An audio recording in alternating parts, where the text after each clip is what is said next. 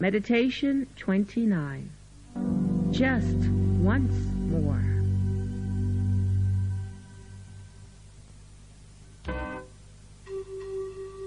Your devotees, my dear Lord Nityananda, will abandon all comforts willingly and joyfully to render service on your behalf.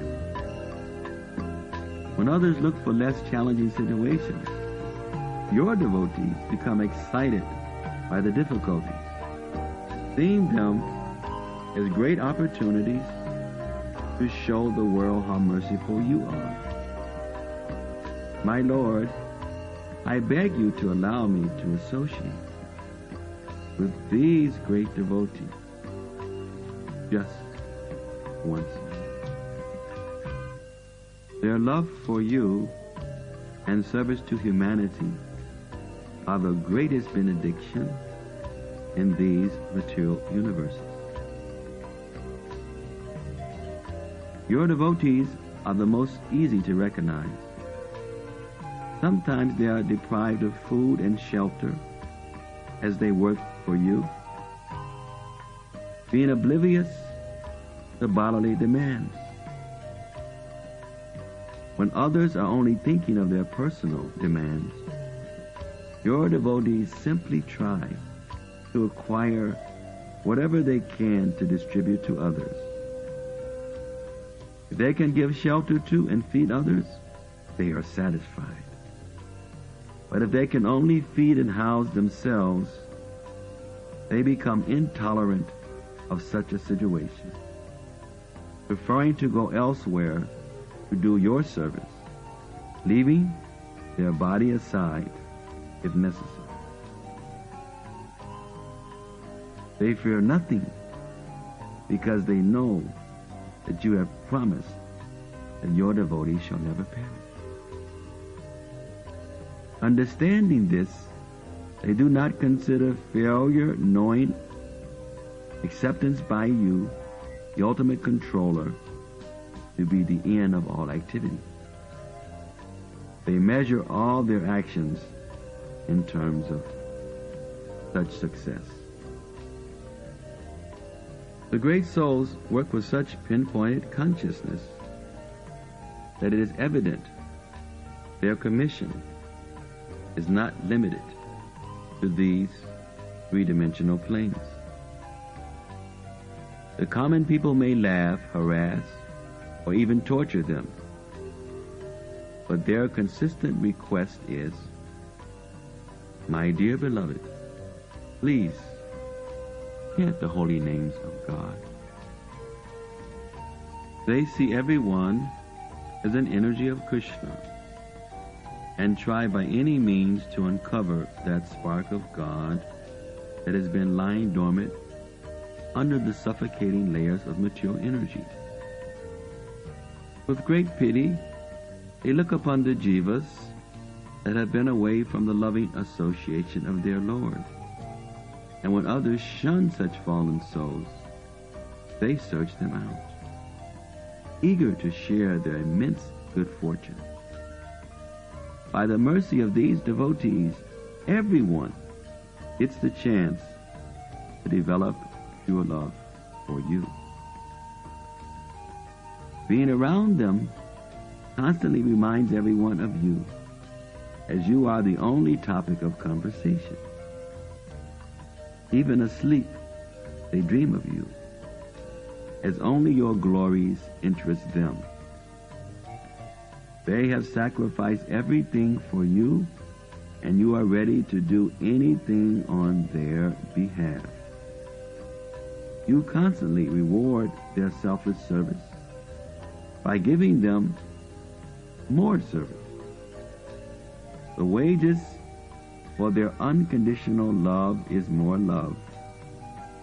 How fortunate is the person that even glances upon such souls. My dear Lord Nityananda, you intervened for Jagai and Marhai, who were sin personified. My condition is much worse. For whereas They engage straightforwardly in their heinous activities. I don the cloth of a saintly man, unable to distribute the mercy that is needed. Thus I am more of an exploiter and offender than even they. When the common people approached Jagai and Marai, they knew what to expect. When they approach me, they come defenseless, open-minded, and oblivious to the fact that I am a great sinner. If you don't intervene on my behalf, no one else will. Thus I prostrate myself at your lotus feet, begging for your attention. My dear Lord Nityananda, for lifetimes I have refused to accept the fact that I am sick.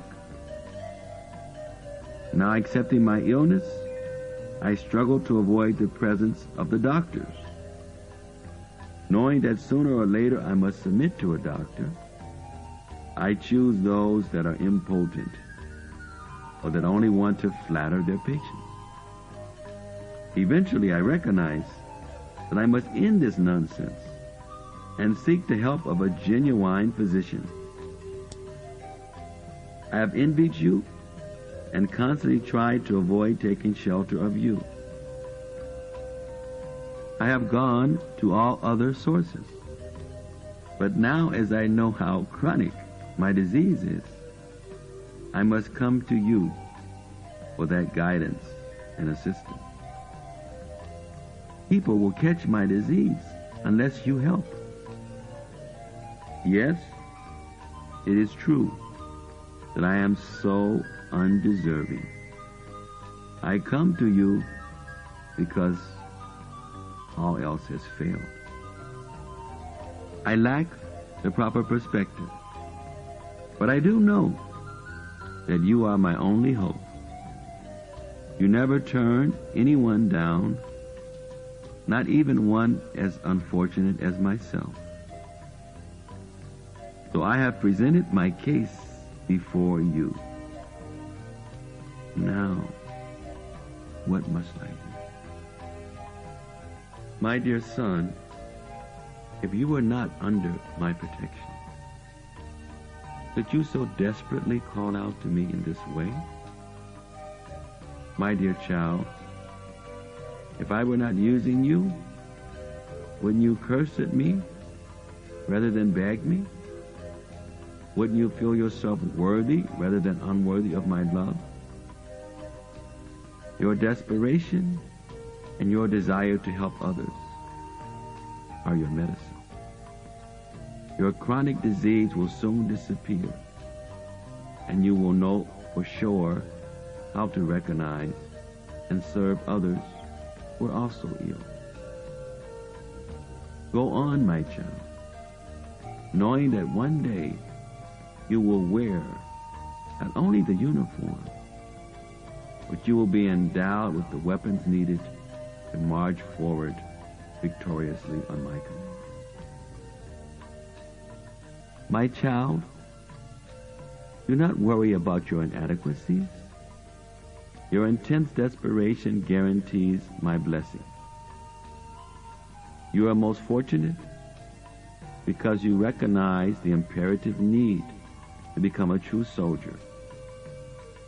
However, everything is done on my time scheme, not yours. The more you cry out for help, the more you're already experiencing my love. Keep begging. Run faster and faster, dear one. Never slow down, nor look back.